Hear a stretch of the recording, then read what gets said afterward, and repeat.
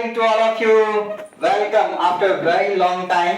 बहुत लंबे समय के गैप के बाद आप लोगों का स्वागत है। जैसा कि आपको पता था कि कुछ दिनों की छुट्टी हम दिए हुए थे 12th क्लास के सभी स्टूडेंट्स को, बट अब से आपका क्लास स्टार्ट हो गया है क्योंकि आप लोगों के एग्जाम का भी डेट दे दिया है। आपको कल पता होगा पेपर में दिया हुआ था आपका एग्जाम 1 फरवरी से ही है। So your exam is knocking at the door.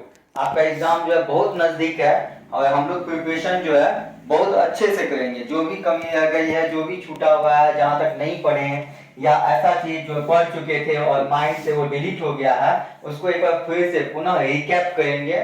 और उसी प्रोसेस में अभी जो हम पढ़ाने जा रहे हैं आपको बायोलॉजी में कार्बन साइकिल हो चुका था पहले की क्लास में। प्रीवियस क्लास में हम लोगों ने कार्बन साइकिल को अच्छे से पढ़ा था। आज हम लोग पढ़ेंगे N2 साइकिल क्या होता है। N2 होता है नाइट्रोजन। N2 जो है आप जानते ही होंगे, नाइट्रोजन का संकेत है, सिंबल है। तो N2 साइकिल क्या होता है, नाइट्रोजन साइकिल क्या होता है, एग्जाम के लिए बहुत ही इंपॉर्टेंट क्वेश्चन है और एग्जाम में ये पूछता है। तो नाइट्रोजन साइकिल के बारे में हम लोग जानते हैं कि नाइट्रोजन साइकिल क्या होता है। देखिए, आप सबों को पता होगा कि वायुमंडल में बहुत सारी गैसें हैं, बहुत सारी गैस है, जैसे ऑक्सीजन है, कार्बन डाइऑक्साइड है, नाइट्रोजन है, हाइड्रोजन है, हीलियम है, आर्गन, क्रिप्टन, जेडन, एनन, बहुत सारी गैसें हैं जिसमें कुछ इनर्ट गैस भी है। तो इसमें सबसे अधिक पूछेगा कौन सा गैस वायुमंडल में पाया जाता है, तो ऑब्वियसली वो नाइट्रोजन ही है जो वायुमंडल में सबसे अधिक पाया जाता है। नाइट्रोजन का परसेंटेज याद रखिएगा, 78% नाइट्रोजन जो है अकेला होता है। नाइट्रोजन 78%, ऑक्सीजन 21%, और अगर पूछेगा कार्बन डाइऑक्साइड का प्रतिशत कितना होता है तो 0.03%। किसी भी कॉम्पिटिटिव एग्जाम में भी ये पूछ देता है। तो नाइट्रोजन 78% होता है, ऑक्सीजन 21% होता है और कार्बन डाइऑक्साइड का परसेंटेज 0.03% होता है। तो अभी हम लोग जानेंगे नाइट्रोजन साइकिल क्या होता है। देखिए, लिखे हम पहला सेंटेंस में, नाइट्रोजन प्रकृति में स्वतंत्र रूप से गैसियस फॉर्म में मिलता है। नाइट्रोजन जो है प्रकृति में फ्री हो गई, किस फॉर्म में मिलेगा, ना तो सॉलिड फॉर्म में मिलेगा ना ही लिक्विड फॉर्म में मिलेगा। सॉलिड बोले तो ठोस और लिक्विड बोले तो द्रव। तो नाइट्रोजन सॉलिड और लिक्विड फॉर्म में नहीं मिलता है। नाइट्रोजन जिस फॉर्म में मिलता है वो गैसियस फॉर्म होता है, यानी गैसीय अवस्था में मिलता है। पहला सेंटेंस समझ गए आप लोग। नेक्स्ट आगे देखते हैं, एटमॉस्फेयर यानी कि आपका वातावरण। एटमॉस्फेयर में लगभग 78% नाइट्रोजन पाया जाता है। लगभग क्या 78% ही जानिए कि नाइट्रोजन पाया जाता है। नाइट्रोजन का उपयोग सभी ऑर्गेनिज्म के लिए इंपॉर्टेंट होता है और सभी ऑर्गेनिज्म या तो डायरेक्टली या इनडायरेक्टली, अधिकांश ऑर्गेनिज्म तो इनडायरेक्टली नाइट्रोजन का उपयोग करते हैं। अधिकांश ऑर्गेनिज्म इनडायरेक्टली नाइट्रोजन का को उपयोग करते हैं क्योंकि नाइट्रोजन को बहुत सारे जीव डायरेक्ट अवशोषित नहीं करते हैं। कभी सुने कि हम लोग जो है सांस के रूप में ऐसा जानते हैं ना कि ऑक्सीजन गैस का यूज करते हैं, सांस जब लेते हैं तो उसमें से ऑक्सीजन गैस का उपयोग करते हैं। कभी सुने कि कोई नाइट्रोजन गैस ले आए, अगर नाइट्रोजन गैस लेने लगे ना तो नाइट्रोजन एक टॉक्सिक सब्सटेंस है, टॉक्सिक गैस है, विषैला गैस है। पता चलेगा ब्लड के साथ नाइट्रोजन मिक्स होकर के और रिएक्ट करके वो व्यक्ति जो है डेथ कर जाएगा। तो नाइट्रोजन का हम लोग डायरेक्टली उपयोग नहीं करते हैं। इवन जितने एनिमल्स हैं वो तो डायरेक्टली उपयोग नहीं करते हैं, बल्कि प्लांट्स, कोई भी प्लांट्स भी नाइट्रोजन को डायरेक्ट नहीं ले सकता है। ठीक है, प्लांट्स भी नाइट्रोजन को डायरेक्ट नहीं ले सकता है। बट नाइट्रोजन का उपयोग, नाइट्रोजन की जरूरत सभी जीवों को है, चाहे वो प्लांट्स हो जाए चाहे एनिमल्स हो जाए।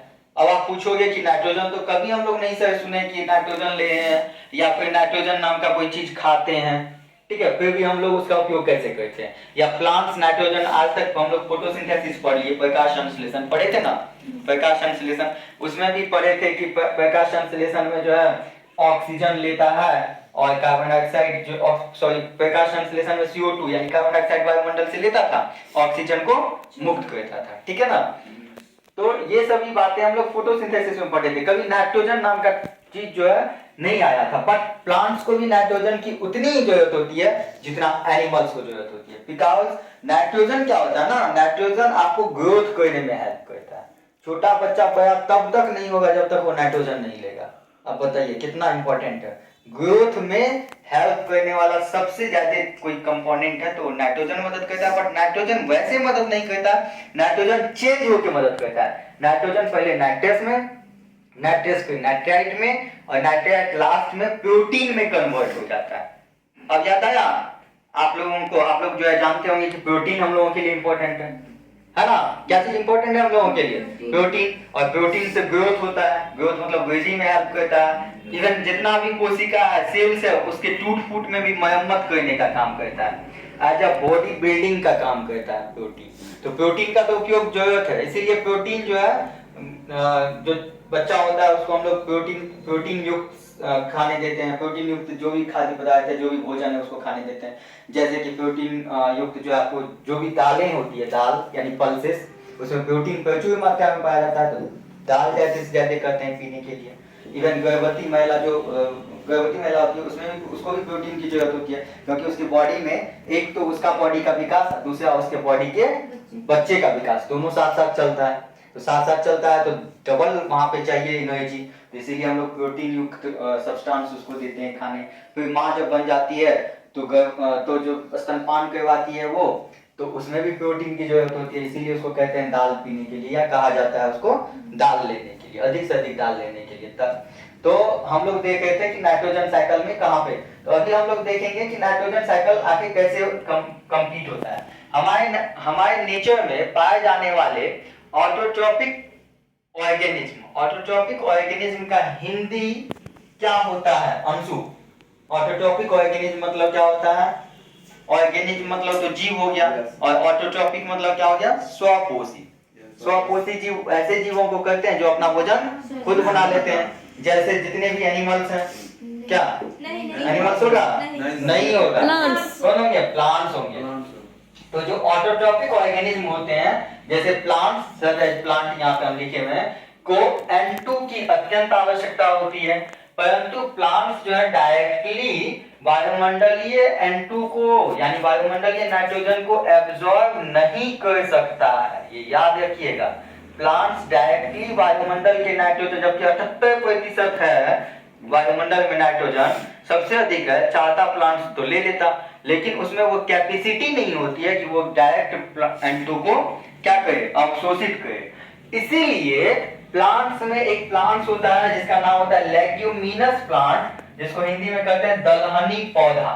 वैसे सभी पौधे जिनसे हमें दाल की प्राप्ति होती है, पल्सेस की प्राप्ति होती है, ऐसे प्लांट्स को लेग्यूमिनस प्लांट कहते हैं।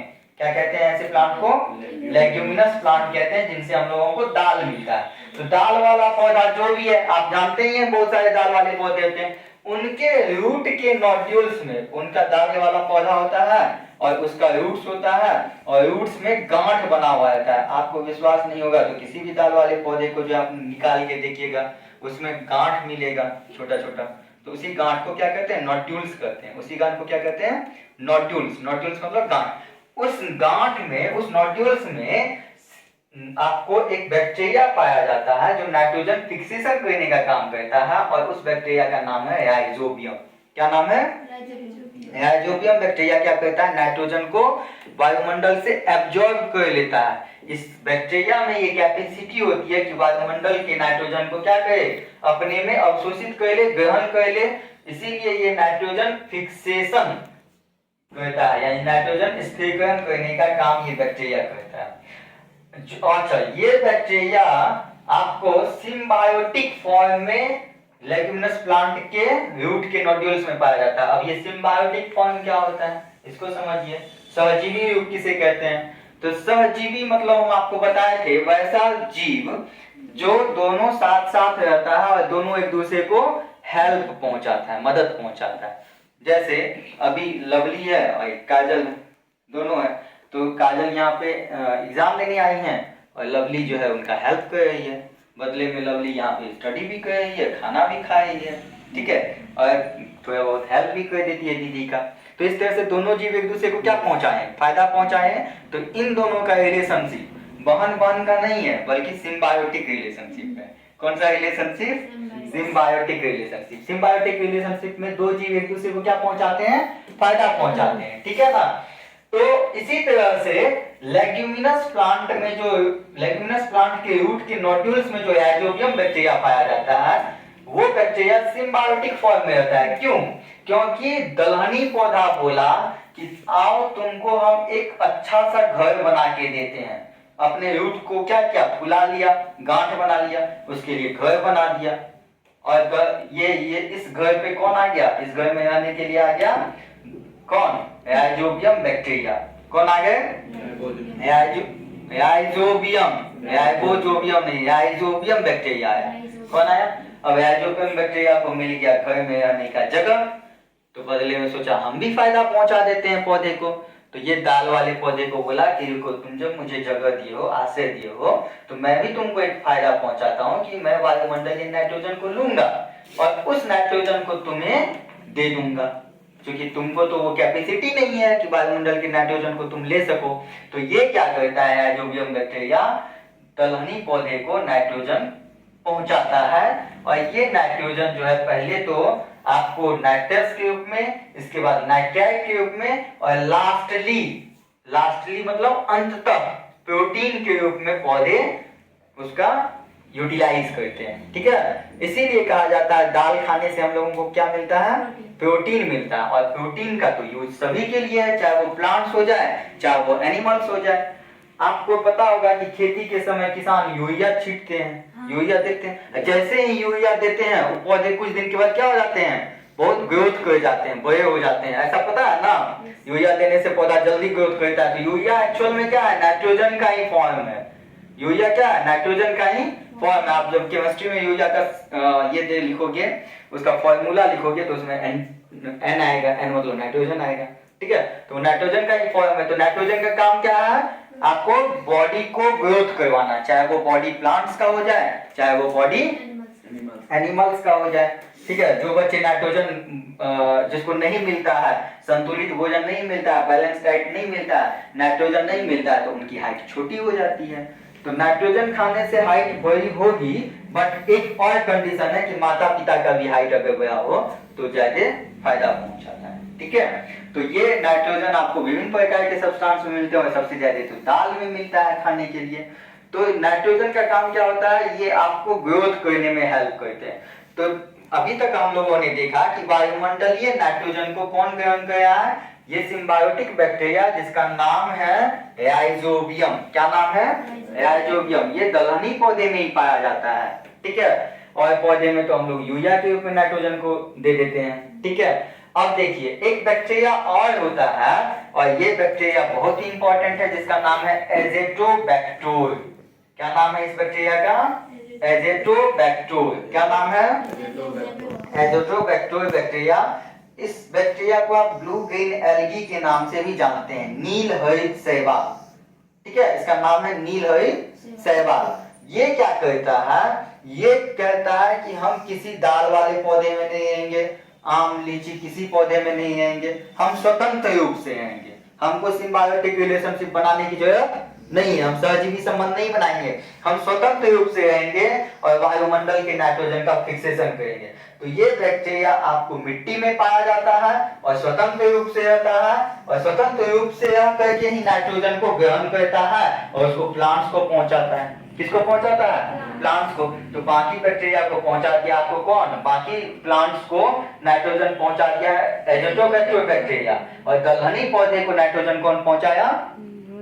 कौन बैक्टीरिया? Rhizobium bacteria. दलहनी पौधे को पहुंचाया राइजोबियम बैक्टीरिया, और बाकी पौधे को पहुंचाया नाइट्रोजन एजेटोबैक्टर बैक्टीरिया, जो मिट्टी में स्वतंत्र रूप से पाया जाता है और वायुमंडलीय नाइट्रोजन का फिक्सेशन करता है, स्थिरीकरण करता है। चलिए ये बातें तो हो गई, आपको पौधे कैसे लेते हैं, लेकिन ये वायुमंडल के से नाइट्रोजन आता कैसे है इसको समझिए। वायुमंडल से नाइट्रोजन तब आता है पृथ्वी पे, मिट्टी पे, जब बरसात होती है। बरसात के समय ज्यादा आता है। कैसे? तो बरसात के समय आप लोग थंडरबोल्ट देखे होंगे। थंडरबोल्ट मतलब बिजली का कड़कना। देखे है ना कि बिजली कड़कती है, और बिजली कड़कती है कैसे? आसमान में जब बादल टकराते हैं तो उससे बिजली कड़कती है। तो उस बिजली